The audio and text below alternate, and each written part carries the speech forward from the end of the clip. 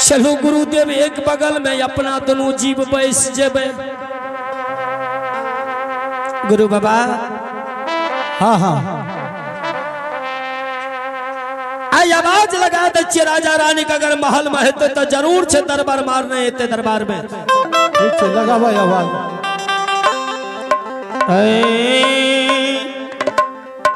आते दिलिया यही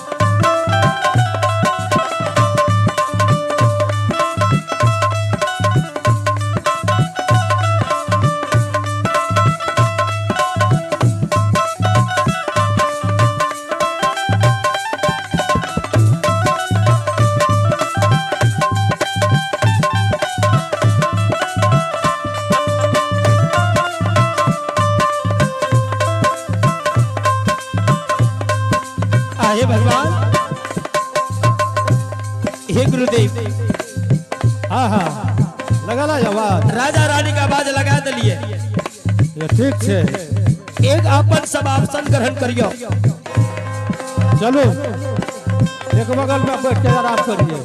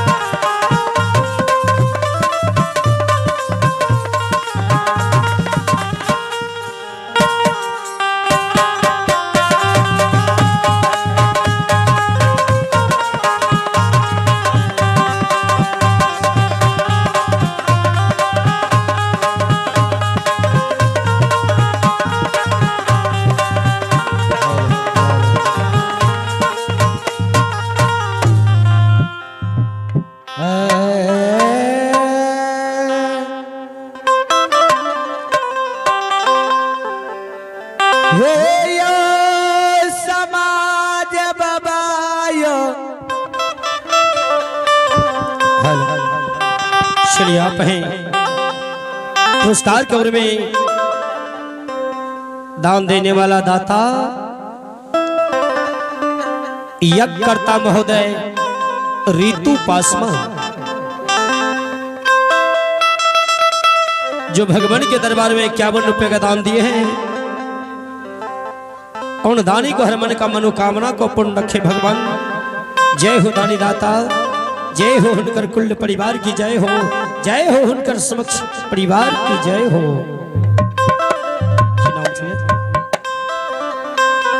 चलिए आप है छोटी सी बच्ची कृषि कुमारी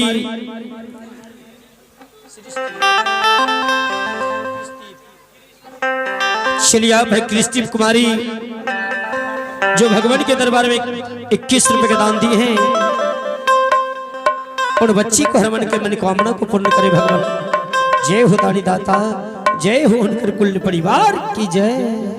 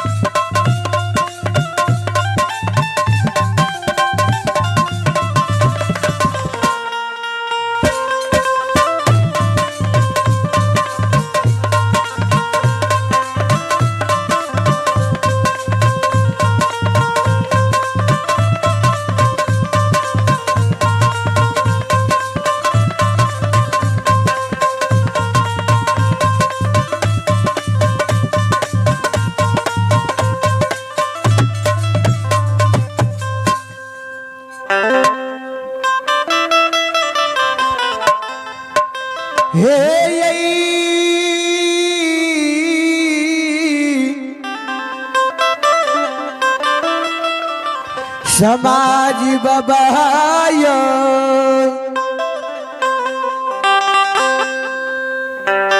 हे यो 12 बरस से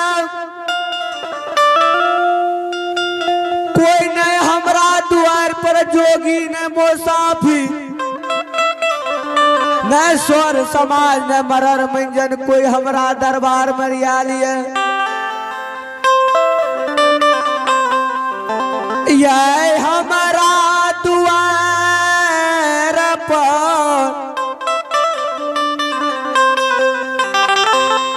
के संत महात्मा आवाज लगा रही है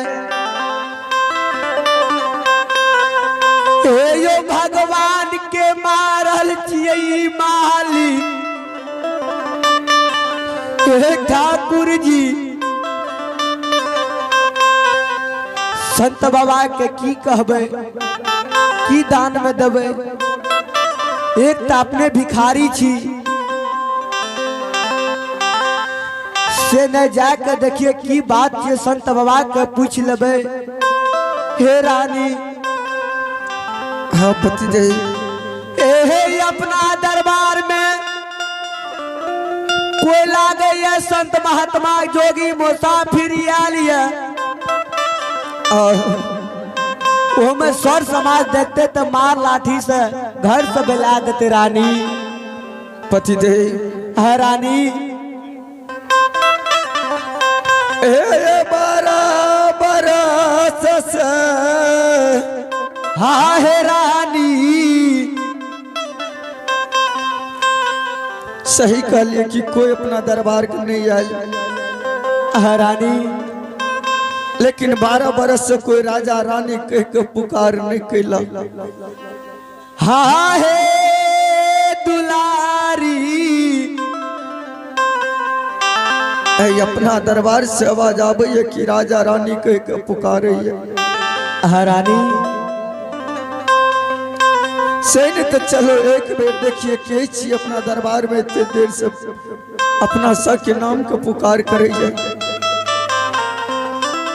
आयो चाली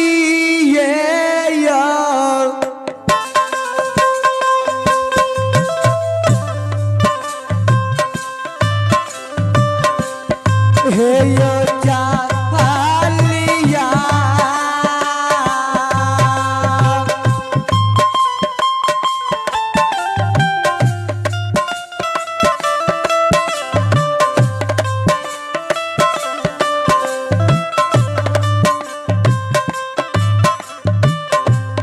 हे हई रानी हई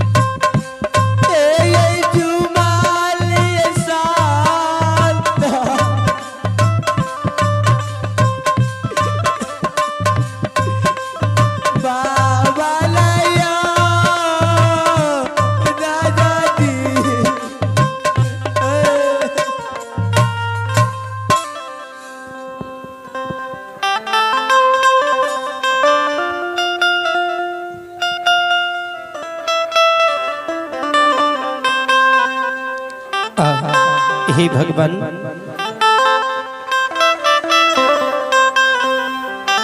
हे गुस्से बाबा,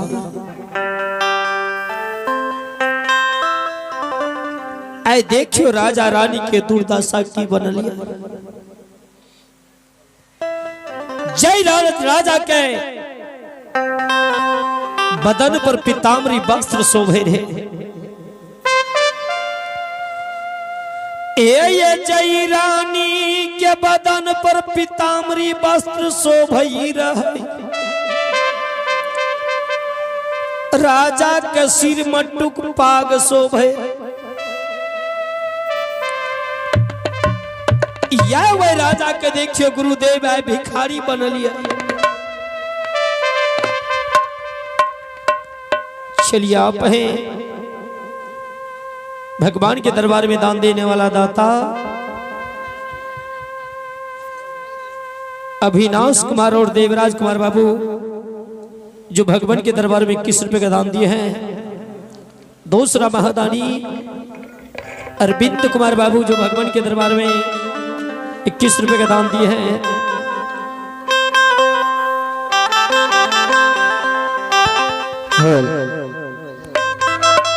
जय हो दानी दाता। तीसरा महादानी कृषिराज जो भगवान के दरबार में 21 रुपए का दान दिए हैं। सभी दानी को हर मन का मनोकामना को पूर्ण रखे भगवान। इनकर मन का मनोकामना को पूर्ण करें। जय हो दानी दाता, जय हो उनकर कुल परिवार की जय हो। एक हो राजा